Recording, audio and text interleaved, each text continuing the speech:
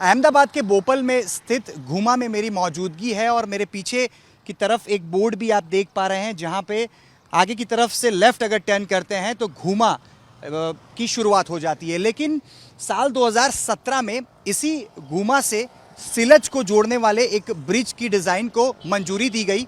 घूमा से सिलच के बीच में एक रेलवे ट्रैक आता है। इसी रेलवे ट्रैक के ऊपर से एक ब्रिज 80 करोड़ में बनाने का तय किया गया और साल 2019 के बाद से इस ब्रिज को बनाने की शुरुआत हुई, जो कि मेरे बिल्कुल अब पीछे की तरफ की तस्वीरों में आप देख पा रहे हैं। इस ब्रिज को बनाने की शुरुआत 2019 में हुई और फिलहाल एक बैरिकेटिंग लगाया गया है 5 मीटर का, यानी कि करीब करीब 16 फीट का एक बैरिकेटिंग यहाँ पे लगाया गया है। यानी 16 फीट से ऊपर का अगर कोई भी वाहन है तो ये आगे की तरफ पास नहीं हो सकता। अब इस ब्रिज के दूसरी तरफ यानी कि जो सिलच का हिस्सा है वहां पे क्या स्थिति है वो देखने के लिए हम आपको ले जाते हैं ब्रिज के दूसरे छोर पर।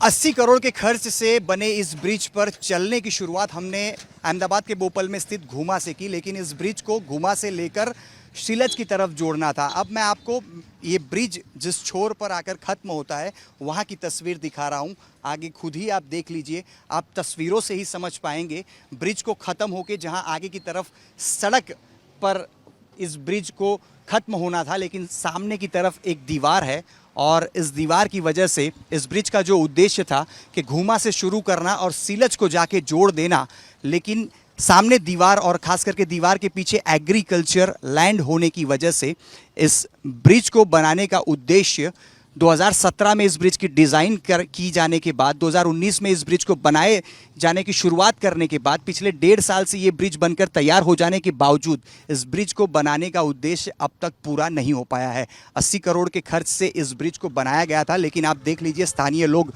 किस तरह से मजबूर हैं इस ब्रिज का इस्तेमाल करने के लिए।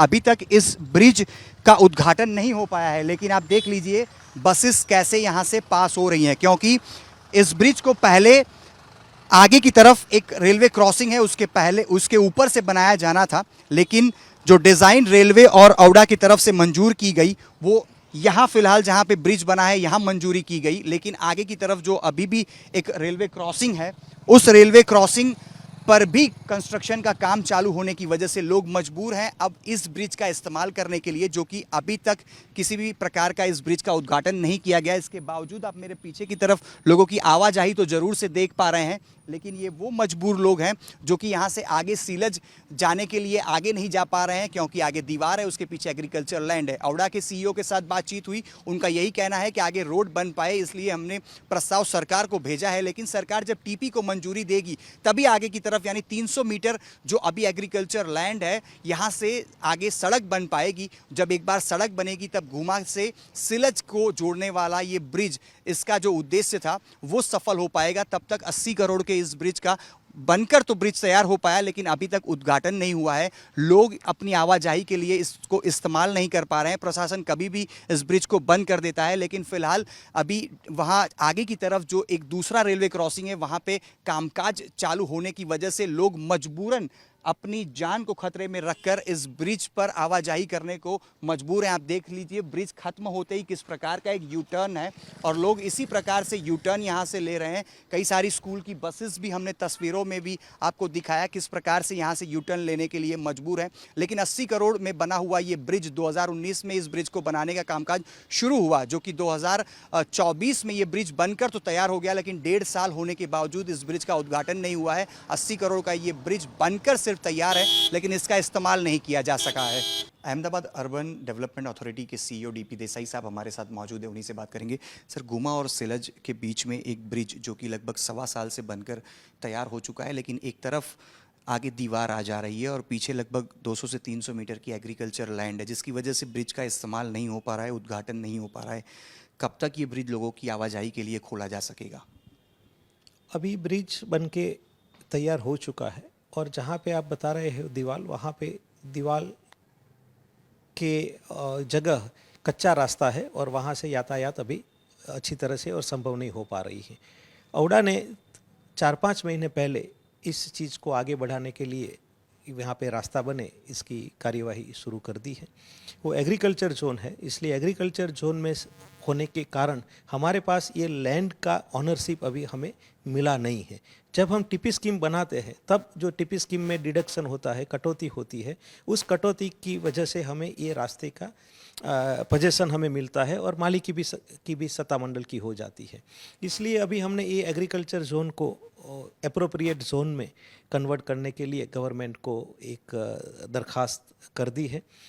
सो ना अभी हम गवर्नमेंट का जब नोटिफिकेशन बाहर आ जाएगा, बाद में हम टाउन प्लानिंग स्कीम बनाने की कार्यवाही शुरू करेंगे और टाउन प्लानिंग स्कीम बनाने की कार्यवाही के साथ साथ हम जो प्राइवेट ऑनर है लैंड के, उनके साथ भी अभी निगोशिएशन हम कर रहे हैं एडवांस पोजीशन के लिए। तो जब हमें एडवांस पोजीशन मिल जाएगा तब हमारे रास्ते का निर्माण की कार्यवाही शुरू हो सकती है। सर, इस ब्रिज का डिज़ाइन 2017 में तैयार हुआ, 19 से इस ब्रिज को बनाने का कामकाज शुरू हुआ। स्वाभाविक तौर पर आप उस वक्त एज अ CEO औडा में नहीं हुआ करते थे, लेकिन क्या सोच के साथ ये ब्रिज उस वक्त वहाँ बनाया गया? क्योंकि 19 में जो ब्रिज बन रहा था, आज 2026 में हमें अभी तक सड़क आगे की तरफ बन नहीं पाई है। आप टीपी की मंजूरी की बात कर रहे हैं, जब टीपी की स्कीम को मंजूरी मिलेगी उसके बाद ही वो सड़क आगे बढ़ सकती है, यानी कि 200-300 मीटर जब आगे बढ़ेगी और वो ब्रिज बिल्कुल आवाजाही के लिए खोला जा सकेगा। तो तब क्या ऐसी सोच रही जो कि आज तक पूरी नहीं हो पाई है?